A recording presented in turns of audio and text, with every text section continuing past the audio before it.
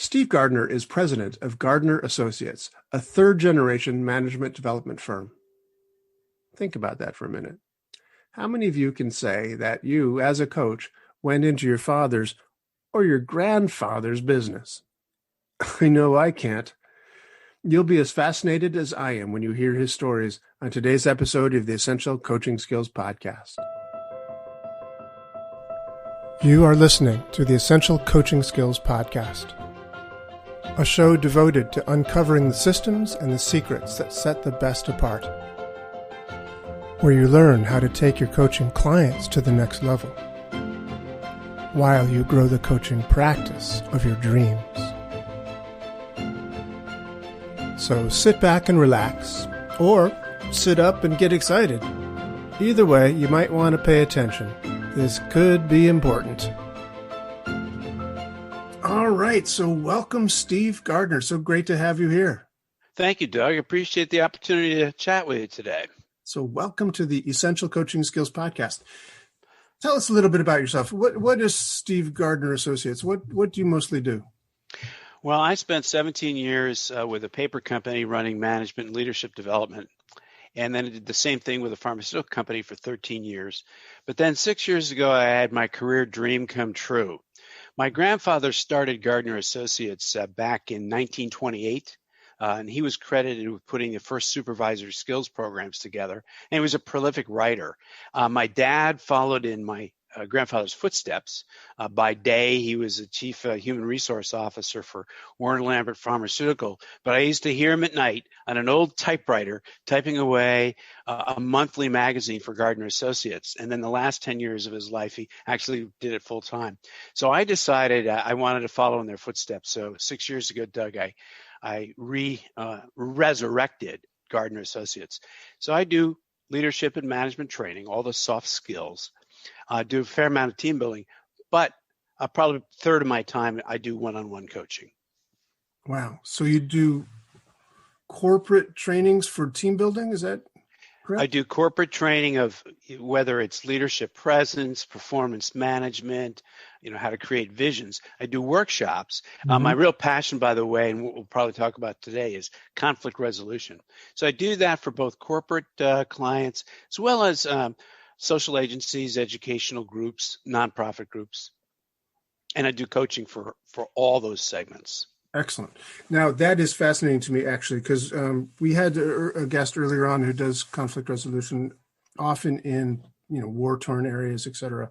I'm curious, those skills we talked about soft skills, but those skills for conflict resolution, I think, are just really important skills in a lot of areas. You don't have to go to a, like war-torn area or drug cartels in Colombia to be dealing with conflict resolution. There's conflict resolutions, obviously, in personal relationships. There's conflict resolution necessary for businesses to run smoothly, people who aren't working too well in a team. But what do you think about conflict resolution skills when it comes to an individual, when they've got parts of themselves that may be in conflict? A part of me wants to do this, part of me wants to do that, or how, does that ever come up? That's interesting, but let me come back to that in just a second, because what a thought came to my mind as you were speaking, and that is, yes, the realm of disputes is universal. I had the really good fortune in my career to have spent some time with Bill Urey, who co-authored along with I'm just having a name freeze right now, but he co-authored the book Getting to Yes, which popularized the win-win principles. I know that book. Yeah, absolutely. Yeah. And then he also co-founded the Harvard Negotiation Project. And I had an opportunity to spend some time with Bill. And one of the things Bill said, Steve, when you're into the conflict resolution space, you'll have lifetime guarantee employment, because there will always be more disputes tomorrow than today, because the population of the planet is exploding. So I see conflicts all over. I see them and I've helped people in neighborhoods, in families, within teams at work, across departments, with clients and customers and suppliers. It's just incredible how many conflicts. But your question, if I'm conflicted myself personally, when you do coaching for people, you're talking with an individual. Yeah. Do the skills of conflict resolution? By the way, I Googled it for you while you were talking. It's Roger Fisher. Roger Fisher. I can't believe it because I owe so much to him. Roger Fisher sadly has passed on now, but even today, I still use stories. I was up spending 3 days at a program many years ago at Harvard, and had the opportunity to spend those 3 days with him, and had lunch sitting right next to him. And he said, and interestingly, what skills do you really need to help coach people in conflict? Uh-huh. His number one skill in helping resolve difficulties was listening. Very nice. By far, listening. And his cohort, his colleague Bill Urey, to him the most important skill was understanding perceptions. And Bill said, he had gone to the Harvard Law School, and he tells a fun story about going back for his 20th anniversary and talking to the dean, saying to the dean, hey, it took me 2 decades to unlearn something you taught us up here. And the dean was, what do you mean? Because Bill by now had a great reputation of helping stop wars around the world. And he said, well, you taught us what was important was the facts. What I've learned, it's people's perceptions of the facts. So in coaching, I think one of the things we have to do is really help people deeply listen and with real great empathy. But the other thing is we have to help them really test their perceptions, their assumptions of themselves and the other people that they might be dealing with. That's beautiful. And how do you do that? Well, one of the things we just kind of tell funny stories. One of the great things I remember reading it's like this. If the police came upon a little fender bender car crash in a corner on a street corner where no one was hurt, but there were 4 witnesses and the police officer interviews 4, how many stories is he going to get? I know. 8. Actually, he's going to get, most people say 4, but he's going to get 6 because he's going to get both car drivers. And so they know that everybody sees things differently. And we have different kinds of perceptions. And so that's one little thing. But the other thing is like this. I was reading the New York Times years ago that there's an association of owners of car dealerships, and they were very concerned about the American public's perception of car salesmen. So they brought and so like what I would do with a group in a workshop or at a team building or even in a one-on-one coaching, I said, hey, I'm going to play a word game. I'm going to say car salesman, and I want you to say the word that pops into your head right away. What adjective to describe that? So we can do that, Doug. If I say car salesman, you say? Sleazy. Yeah. And so, by the way, I usually would say, I have nothing against car salesmen. I know some very reputable ones, but sleazy, cheat, pressure, pushy, I hear all those things. So the car dealer owners were upset about this. And so they brought a guy in to train their people, and he did the word association with the car salesman. He said, hey, when I say customer, what do you think? How do you describe the customer? And what do you think the car salesman said? Sleazy, cheats, dishonest. They come in and they tell us, hey, the car only has 120,000 miles on it. Come on. We're not stupid. We know that it has 190. Or, hey, that little scratch was just a little scratch. Well, we know that it was a major dent. Or here's a big one. After spending 2 hours with them, taking them on a road trip and everything like that, the person says, I'll be back tomorrow. Well, Doug, what percentage of people come back to the car dealership again? It's like less than 5%. So again, they use their perception and their view of the customer was exactly the same as the customer view. And so that just starts to illustrate we have to be very careful about our perceptions of others, and we have to test our perceptions and test our assumptions. I love that.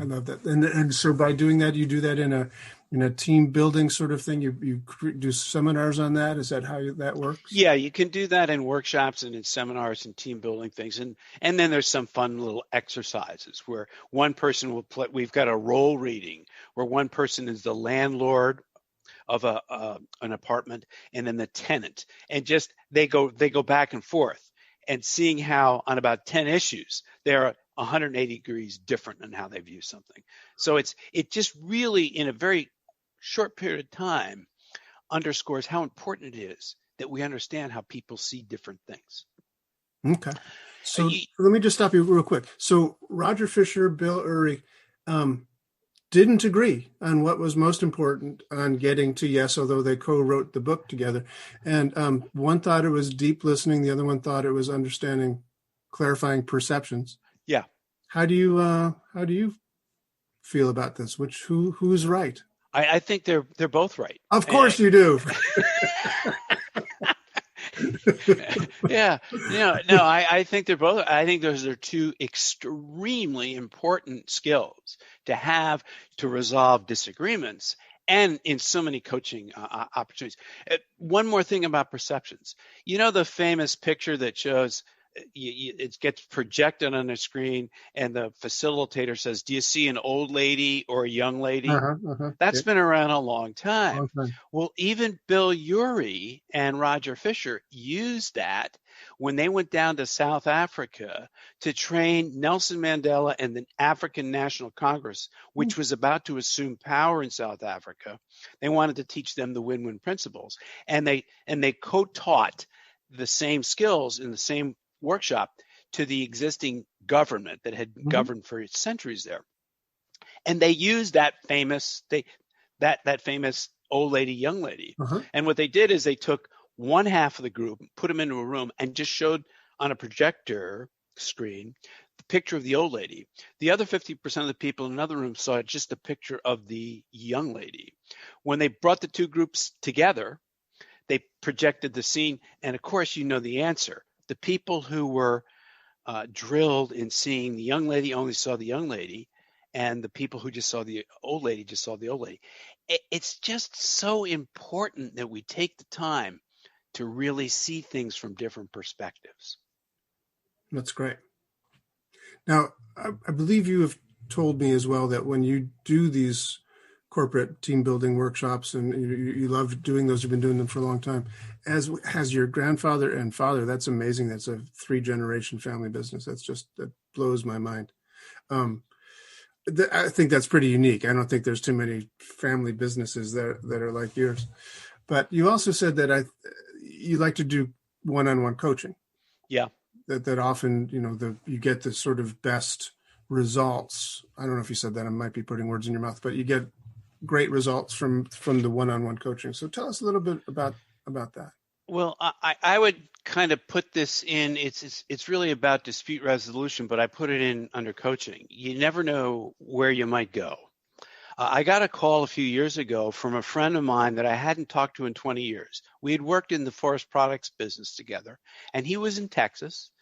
And he calls me up and said, "Hey, Steve, I'm a member of a very large church, and there's a real fight going on between the head preacher and the number 2 person in the church. And it's gotten so bad, it's created a civil war within the congregation, and people are leaving the church in droves.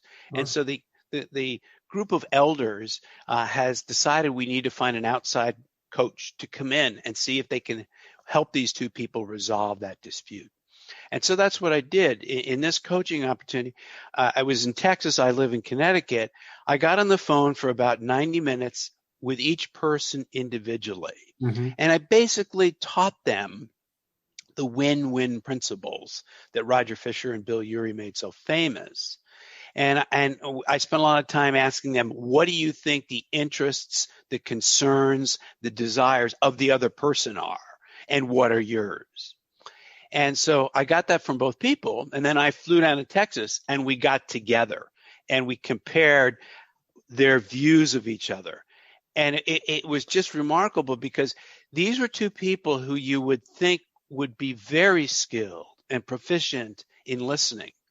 But in this case, they got hung up on the issue and didn't really, it was interesting. They almost, but didn't quite have the full flavor of the other person's perceptions. And that's what you can do, is you can help coach people to really get the full 360 view of the other person.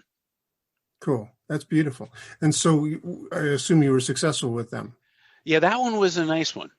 Yeah, because I would have felt pretty bad for them, and I would have felt pretty bad for the congregation, and it was a long trip to go to Lufkin, Texas.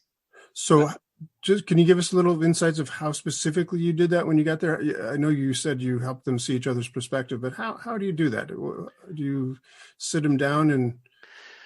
The simplest way, in perhaps a short podcast like this, Doug, is what I actually did with those two. Okay. There's the famous old story in the conflict resolution field about the two sisters who start arguing over the orange. Almost everybody's heard of that. And they both fight. And they each are demanding that orange. That's the initial position they take. And then they start calling each other nasty names. And then finally what they do, they pull the all-American solution. They compromise. They cut the orange in half. So each of them has half an orange. But I show a picture of these two sisters who are very disgruntled because they didn't get what they needed. Had they taken the time to simply ask, sister, what do you need the orange for? You discover the interest of the other person. And the one sister said, well, my interest in the orange is I am making a recipe that calls for a ground up peel of a whole orange. She only has a half now, so she can't make the recipe. The other sister, her interest in the orange was the fruit or the juice for a drink she was making, but she needed it from a complete orange. She couldn't make it. So I just explain that real quickly. Most people have seen it so they understand that we can argue till the cows come home over our initial demands, our opening positions. It's a waste of time. Furthermore, we don't want to start calling each other nasty names. We want to attack the problem, not attack the people. And so if they just ask that simple question that any 2-year-old can ask, why, they would have discovered what the person really needed. And then the obvious answer is they would have peeled the orange. One got the peel, one got the fruit. So I use that and then to illustrate how important it is to understand what your needs are and the needs are of the other person. And then I use a story of how, and this is in the book, Getting to Yes, how Jimmy Carter was taught by Roger Fisher, the win-win principles. Mm-hmm. And Carter brought Anwar Sadat, the president of Egypt, to Camp David along with Menachem Begin. And using the win-win principles, they came up with a peace agreement. Ultimately, all three of them, not only they stopped the killing in the war, the three of them won the Nobel Peace Prize. So I illustrate that. We talk through that, and I usually use those two examples with them as individuals, so that when we come together, they have already been exposed to that, and they understand what the interests are of the other side. That's brilliant. Love it. And you can do that with I do that with many disputes. Okay. Cool. I love hearing these stories. And so you can keep telling us stories. That's fantastic because we learn so much from stories. I just did a podcast on stories. I think they're the way human beings are kind of wired to learn. It's one thing to understand a principle, but then to actually see it in action and experience it as it happens is quite remarkable. So please feel free if you have any stories. Don't stop yourself. But here's the other thing. I mean, like I've coached people because, believe it or not, I probably should leave the name of this organization out of it, but it is a major recreational company that owns 17 locations. Is it Disney? It's not Disney. It's a skiing company. And when they called me in because the ski patrol at one of their resorts had unionized and they didn't know how to deal with that. So I had to coach the managers how to use win-win principles.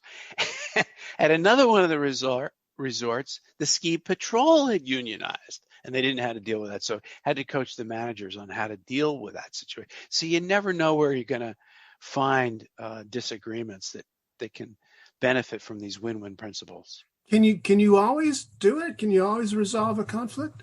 No, I wish you could know. And when I'm teaching people, a lot of times when doing the one-on-one coaching, those have a very high degree of success. Okay. Where I'm less sure is if I go into it. I was with a company 2 weeks ago, and I was teaching new supervisors how to resolve conflicts, and we get a chance to practice on real situations. I'm a little less confident that after just one workshop, even if I follow up with them, that they're able to do it successfully. But even Roger Fisher and Bill Urey will tell you they don't get A pluses, they don't get 100% all the time. Mhm. It really improves your batting average. You're more likely to have success if you practice very good active listening, really understand people's perceptions, and then use the four win-win principles. What are the four win-win principles? The first one is don't focus on those positions, focus on interests. The second thing is to focus on mutual interests. That if you and I aren't seeing eye to eye on something, we still have some common goals, shared goals. Those are our mutual interests. Most people don't talk about those. Even two countries, the great example I mentioned before that Bill Urey and Roger Fisher had in their book about Sadat, and Mhm. that one was about the Sinai. And I've just lost my point. The point was they had not in 10 years really talked about the interests, desires, and fears and concerns of the other side. Uh, and they hadn't talked about the shared goals that they had. But Mhm. even two countries at war want peace. They want to stop the killing. They want to spend less on military budget. They want to take that savings and money and spend it on their economy. They want to spend it on the health, the happiness, the welfare, the education of their people. And so what we try to do is, whether it's one-on-one coaching with two people in a dispute or in a whole department that's having a dispute with another department, is really take the time to get people to understand what their mutual interests are, and then what their separate interests are. In the case of the two sisters, one wanted the peel, one wanted the orange. So when you know their shared or mutual interests and you marry those with their separate interests, you can come up with creative options. That's the next thing you want to do, is create options incorporating both those shared mutual interests and separate interests. And the fourth thing is, when you're evaluating the options before you pick your solution, make sure you're using some objective criteria. You're not just using some kind of power play. And that's what's one of the real benefits of win-win. It's not, easy. It can be very tough when you insist on objective standards for the final solution. Mhm. I see. So it's like we know specifically exactly what this satisfaction will look like, what it'll feel like, what it'll taste like. It's very specific, objective. You know the object that's going to be there. It's very clear. Yeah. Hey, but by the way, here's the thing. I've seen this so often. If you ever gone to like your town or your cities, like when they have open sessions on the school budget Yeah, hearings, and they can get pretty out of hand. yeah.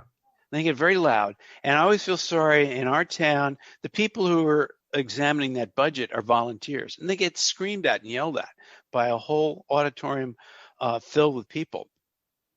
But you can even teach those people who are in the audience in 2 minutes the win-win principles, so they're not attacking each other, they're not attacking the people who want to raise the budget, and the people who want to raise the budget are not attacking the people who want to hold the budget. Even you can do that. And one of the things you start off is just enunciating all the common interests. The people want to raise the budget and the people want to lower the budget. They still have probably 15 to 20 common interests. Nobody talks about those. Hmm. That's thrilling to me. Yeah. So I would love to see that happen. I would love to see that happen at governmental, town meetings like this. I'd love to see it being taught to Congress, as an example. I think that'd be a lovely thing, because you know what? We have a lot of common interests in this country. Awful, awful lot of common interests. And yet it just doesn't seem like anybody talks about those things.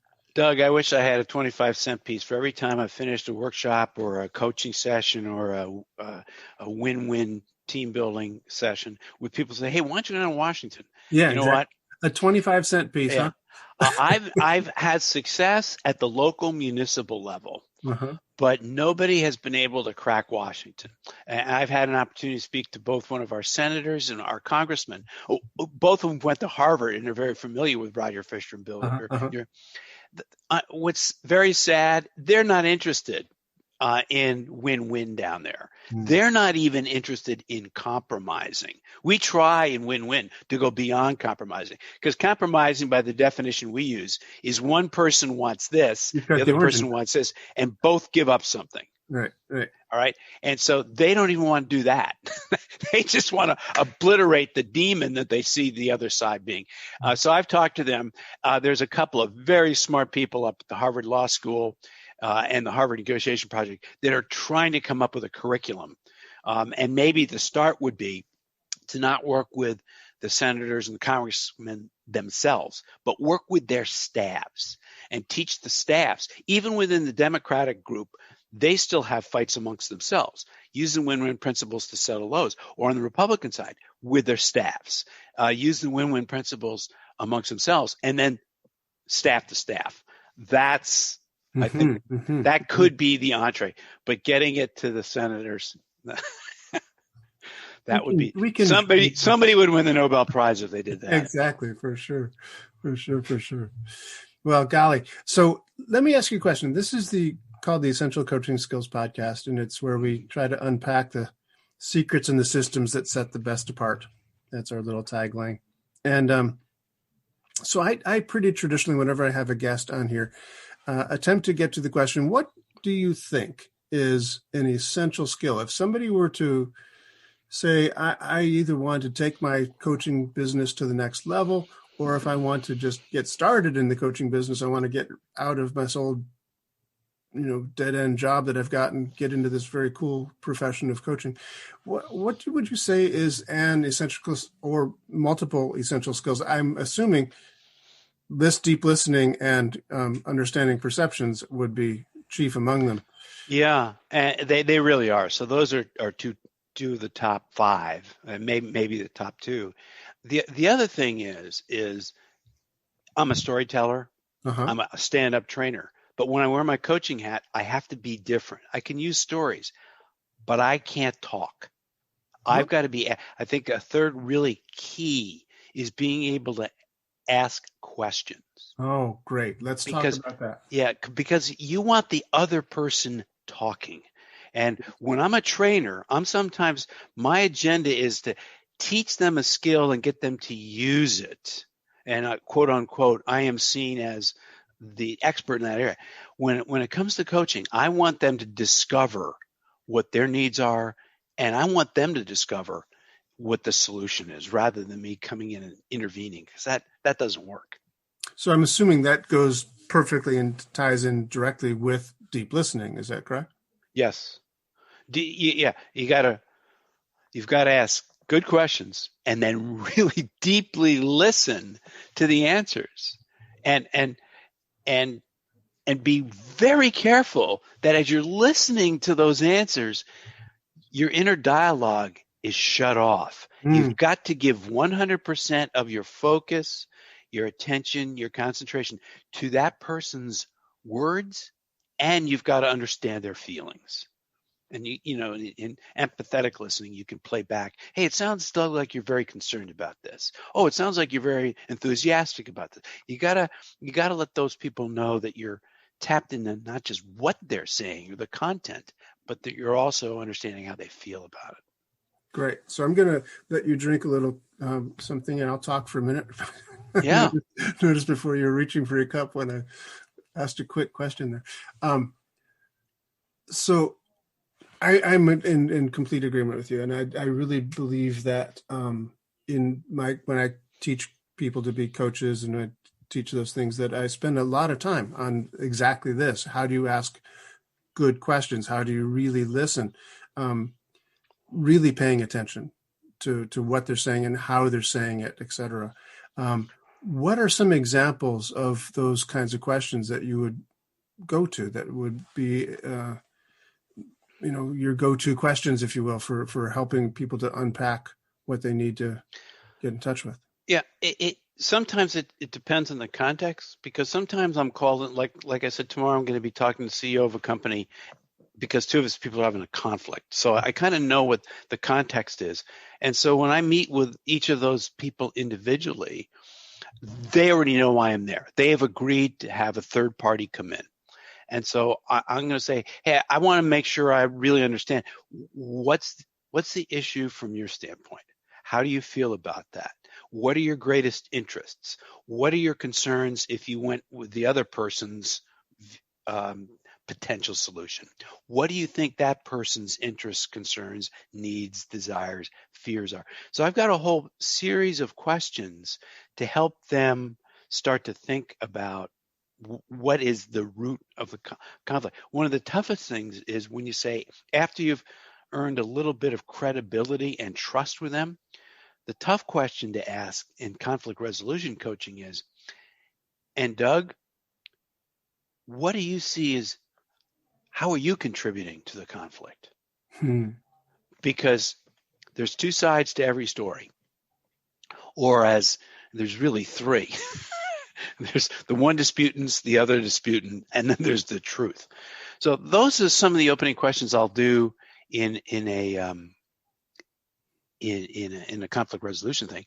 And then at some point I'd say, hey, what do you think that both of you have in common? What are your shared or mutual interests? And I want to see from each person what they have. And then I said, what do you think, if you're on the money here with, you both have these shared desires, but you've got some unique things that you like, and you see your counterpart as having some unique interests or desires, what might be a potential option? What might be a solution? I could see it clear as day what the solution is, but I never would, as a coach, I'm not going to dictate that. I want them to come up with it themselves. That's coaching 101. Why is that? Why do you think that's more important than just, if you got to say, if it's the answer, if you know what the truth is and you can elaborate and articulate it, why not just tell them? Well, here's what happens is I wouldn't do that when they're both together. If they don't come up with what I conceive, what I think is a workable solution, at that point I'll say, hey, you guys, what I love is when people can come up with their own, because you're closest to the situation, you know far more than I do about it. So I was hoping that you come up with a creative possibility. It sounds like we're not quite there yet. Would you two like me to share some of the options I've been thinking about? So I asked them, if they don't come up with it, then I'll ask their permission. And they always say, yeah. But I'm amazed at, Doug, how often people come up with their own. No, I'm sure of it. I'm just, no doubt. Because it's really interesting, actually, because I teach a course called, I wrote a book called Sleight of Mouth. And the way the creator Robert Dilts taught it, and the way I attempt to teach it as well in his footsteps, is that it's about perception. That there is a reality. And I go back to a book I read years ago. I don't know how to pronounce the author's name. It's Hieronymus Storm. It's called Seven Arrows. It's a book about Native American wisdom, and in that book, he says, if we were sitting in a circle in the forest or somewhere, and we put an object in the middle of the circle, like a drum or a feather, everybody sitting in that circle would have a different perspective of what that object in the center is. And not only that, would you see it from the east side or the west side where the sun's setting, and the sun is either in your eyes or it's casting that thing in a beautiful glow. Either way, it's going to be a different perception. But from their place in the circle, they're right. Right. Yeah. Two things. That's also, remember the great parable or poem, 5 Blind Men and an Elephant? Yes, I do. I sometimes will just get somebody from the audience to just come up and sit down and read that. Or if I'm in a coaching situation, I'll read it to the coach, the people going through the coaching, because in the end, each has a different perception of the elephant, and so they were all right and they were all wrong. Yeah. So then the trick really is simply to just say, hey, come with me, and you guide them over to the other side of the circle, and you look at it from there. Yeah. So I can see that you're right from here, and if you look at it from here, maybe you'd see it differently. Go ahead. Going back to that famous picture of the old lady, young lady, back when we were still using overhead projectors, Yes. I put that up, and I was teaching. It was a group of union and management people. That's where I spent a lot of my time doing joint sessions with unions and management groups. And so they had a U shape, and I put that picture up there. And this one lady who was sitting right up at the front of the U, all she could see was the old lady. She could not see the young lady. And so I tried to get somebody from the audience and to explain here's the young lady, and trying to describe it, you can't do it. After about 2 minutes of frustration, the woman got up, walked around, Doug, the outside of the U-shape, got on the left side of the room and looked up, and she says, now I see it. Wow. And I got goosebumps, showing that sometimes to change your perception, you have to change your perspective. There you go. Yes, exactly. Very, very cool. That's beautiful. That's perfect. That's perfect. Yeah. Perfect. Yeah. Great. So it's a lot of fun. But I could go on and on and on. There's countless stories about like that. Well, I'm enjoying every one of them. So, like I said, feel free to regale us with stories. It's like, no, don't throw me in the briar patch. You can. We love your stories. Which you mentioned Disney before. I found out that the Splash Mountain that had that in there. That's kind of like the final thing. Did you ever go through Splash Mountain at Disney? Yeah. And that's the song of the South. They sing that, and he says, "Don't throw me in the briar patch." That's no longer politically acceptable. I realized as I said that, I realized it was. Yeah, they had to change the music. Yeah. I'm not surprised. Surprised. As rightly so. Rightly so. So, if a person is listening to this podcast who says, "Boy, this is really interesting. I want to get into coaching. I'd like to either quit my dead-end job and do this or just enhance my skills."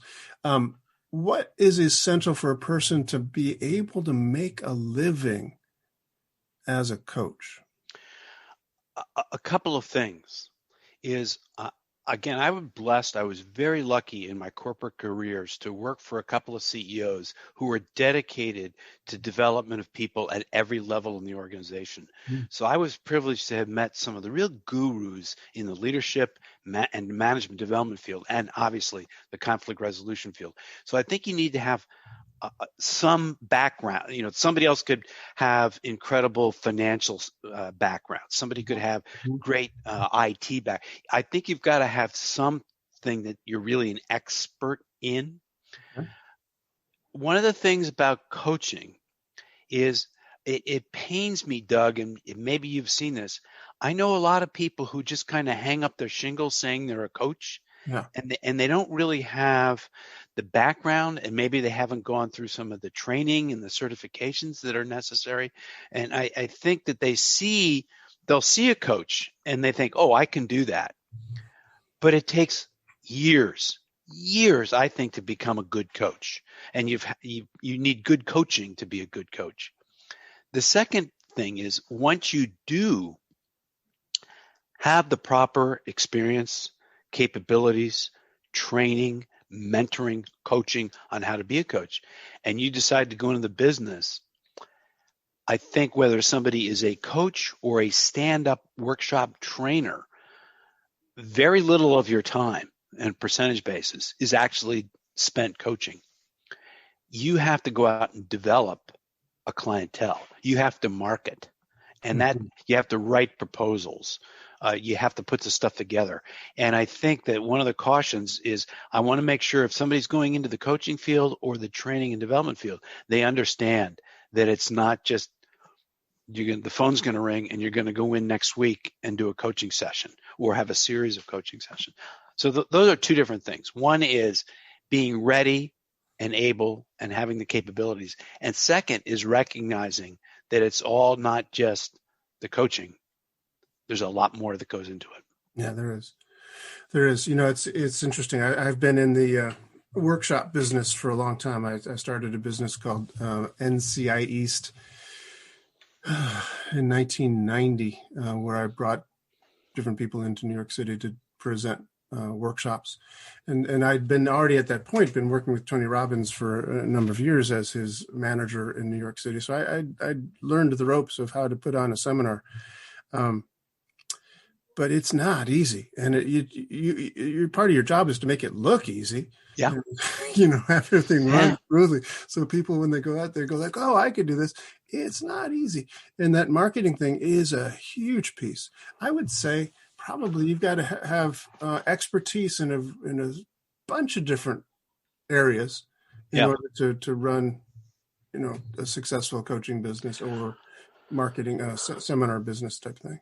Doug, I knew a guy very respectable. He was in some really big name Fortune 500 corporations, and he was in the learning and development field. And he decided when he left the corporate arena that he wanted to get into coaching. And he spent a tremendous amount of time getting his website ready, but he never went out and started talking to people and marketing himself. And he didn't get one client in a whole year. And after that, he gave up. Now, that was an extreme case, but it was a case. Here was a guy that had some expertise and he had something to offer, but he didn't have he didn't have a network. That's one of the other things that's kind of helpful is if you have a network that you can be calling on. Tell us about that. What is a network? How does one get one? There's all sorts of ways. I have participated since I was 8 years old in America's longest running leadership conference. It's been going on since 1918. It's called the Leadership Forum up at Silver Bay. It's now they take breaks. Wow, it's been going on since then. Oh my God. Yeah. Yeah, it's 3 days. What happened is the captains of industry, guys like J.P. Morgan back in 1918 said, hey, we're not paying enough attention to the human side of organizations. And so they started running this 3-day conference up at Lake George. And just on a voluntary basis, they used their network to bring in top name speakers to present. And it's been going on for 102 years. And so my grandfather started going in the 20s. So my dad brought us as kids. So that's where I was so lucky because that was a network up there before people knew how to spell the word network.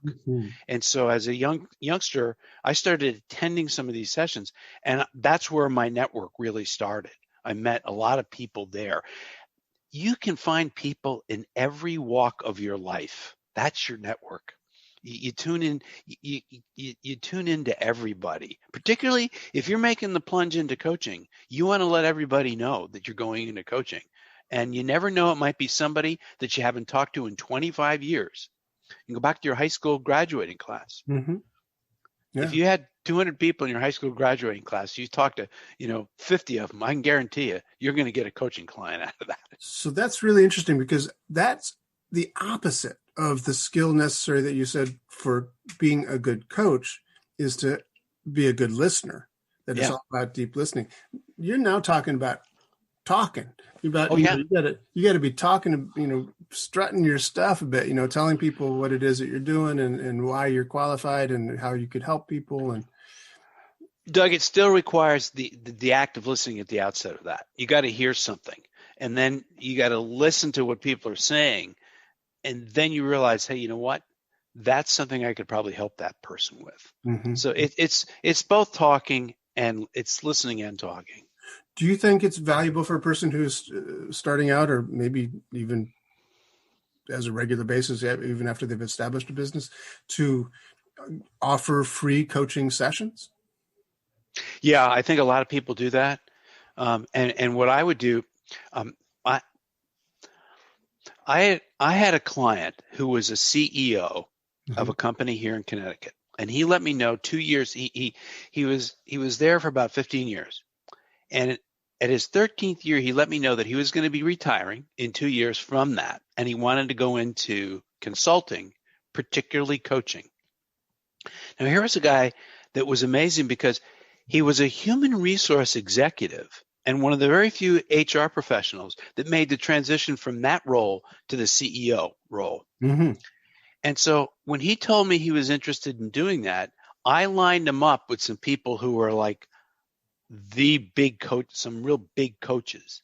And because I knew that they would like the fact that this guy was making that kind of transition, and they would talk to him, and they did for like an hour or two in some cases. And so I think one of the things that if you're thinking about going into coaching, yes, you can offer free coaching, but see if you can just talk to some successful coaches. And when I mean successful, people have been around the block, not just a good friend who's been doing it for 5 years. I'm talking about getting somebody. I'm not saying you got to call up Marshall Goldsmith, but you should talk to somebody who's written some books, has a real track record, is known as an effective coach. That's what I urge people to do. Okay, cool. So I don't want to keep you any much longer than our allotted time here. I could talk to you all day because I find you absolutely fascinating. Do you, when you do these seminars, do you have like a few stories that you tell sort of towards the end of a training to sort of wrap things up in a nice kind of finishing deep thought that you want to leave people with? Oh, I can't speak too loud because one of my favorite ones, my wife, I'm upstairs. My office is in the basement of the house, but sometimes I lose it's too far from the router. So I came upstairs and she's down the other end. But I used to tell this story about win-win. That many years ago, we were living in we were first married, and I was traveling 70% of the time. I was putting on win-win workshops for joint union management groups. It had never been done in the forest products industry, and it radically transformed the relationship. These guys hated each other. They didn't trust each other. Every other word was something that you didn't hear at Sunday school. And we ran the first joint win-win training, and they used it in their negotiations, and no one had done that before. And over time, it helped establish some trust with them. So I was flying all over doing that. We're living in a condominium. We had one child. She was going to be going to school. Well, we lived in a town of Bridgeport, and at the time, Bridgeport had very high taxes, terrible school system. Infrastructure was terrible. There was lots of gangs. There was a lot of drugs being peddled right off the highways in Connecticut in Bridgeport. It was a bad place to live. And we were literally on the town line. All our friends lived in the next town. So we decided to put our house on the market. And we were in no rush because our daughter was going to be going to school in a year. So we had plenty of time. And the first day, we had a bunch of people come through the house, the condo. And real estate agent called us up that night and said, "Hey, I'm really excited. I think we're going to get 3 offers tomorrow." I said, "Did we price it too low?" The next day, the mayor of Bridgeport made national news by declaring the city was going bankrupt. Oh, great. So everything plunged. We didn't see anybody for 12 months, no one. And banks were repossessing houses and putting them on the market. It really, uninflated prices. So it was really bad. And so what I did is I went to our real estate agent and I said, "Hey, listen, I've been going around using this win-win." I showed him the Getting the Yes book. I said, "Read this over the weekend because I want to do something to get people here. I just want to get them here because I want to discover, because people are moving into town and people are moving out. I just want to find out what their interest is." And that's what win-win is all about. And then I said, then we can get creative. Maybe we'll find that somebody is an elderly couple and that their grandchildren have all moved to California. And at this point, we had a little child. And I said, "Hey, part of the deal could be if they can't see their own grandchildren, we'll let them see ours on occasion." Something like that. Or maybe it's a small business person who has no budget for a trainer. I could come in and be his temporary trainer make that part of the package. We spend our summers at a family camp in Bear Mountain, New York, and we've got a cabin there. I said part of the deal could be we'll let them have a cabin for a couple of weeks. So I was just trying to show what we could do. So this guy reads the book. He goes to his Monday sales meeting at his real estate place and says, "Hey, this guy Gardner, he's a nut. He's ready to give his kid away to sell his house." And everybody laughed, but they got on the phone and they talked about that. And we ended up selling the house within a week after having nobody come through it. Did you have And to so give your kid away? didn't have to give a kid away. No. Happy ending. Yeah. And the people bought it was a newly married couple. The guy was a chef in a small restaurant, and what he loved was our kitchen. Neither my wife nor I at the time cooked at all, so our kitchen was immaculate. Yeah, and so to me, that's what's kind of fun about it, when you get to that creative stage after I've actively listened, Yes. and I understand what your viewpoint is, and I know what your interests, your concerns, your desires, and you know mine. Then we get to that creative stage, and I think that's a lot of fun. Oh, that's beautiful. Steve Gardiner, if people want to get hold of you, how do they do that? What's the method whereby you have a website? I have a website, and the one of the things that people can do is just remember my name, Steve Gardiner, and here's my email, stevegardner07@gmail.com, and that way, if you've got that, you can get access to everything. When I Googled Steve Gardiner, I noticed there are more than one Steve Gardiners. Are you the seventh? Is that what the 07? No, the 07 is, I'm giving this away, but Mickey Mantle was my favorite baseball player when I was a little kid, so the 7 is there. So, very nice. That's very nice. The other thing is I love it when people contact me in email because I love the stuff that I do. And that's the other thing. If you're going to go into coaching, you got to love it. Yeah, it's true.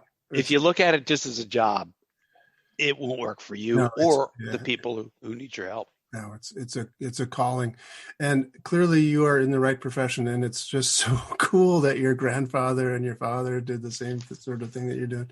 That's just amazing to me. The other thing, if somebody wanted to look at a website, it's my name, Gardiner, Gardiner, Assoc, as short for associates. One long word, Gardiner Assoc, ASSOC.com. That's my website, Gardiner Assoc, without the ITES.com.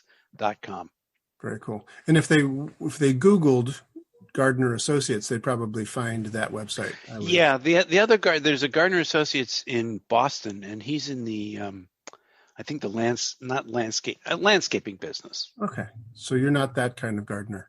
I'm a different gardener. Hey, Doug, we got to do this more often. It would be my pleasure. Steve Gardiner, thank you so much for being here. Thank you, Doug. Take care, and I'm glad that you didn't hit the bed. I heard no noise. Too many times. Thanks for letting people know that I'm doing this from my bedroom, Steve. Appreciate that so much. Thank you. Take care. Thank you very much. And if people listen to this podcast, if you want to know more resources, I love this stuff, and just give me a holler and we'll talk about it. Beautiful. Thanks. Take care now, Doug. This has been the Essential Coaching Skills Podcast. Thank you for being here. It's a pleasure seeing you again. Hope to see you again real soon. Come back next week when we have another gripping and exciting episode of the Essential Coaching Skills Podcast. And if you want to, you can find out more about us, each and every one of us, at essentialcoachingskills.com. Thanks.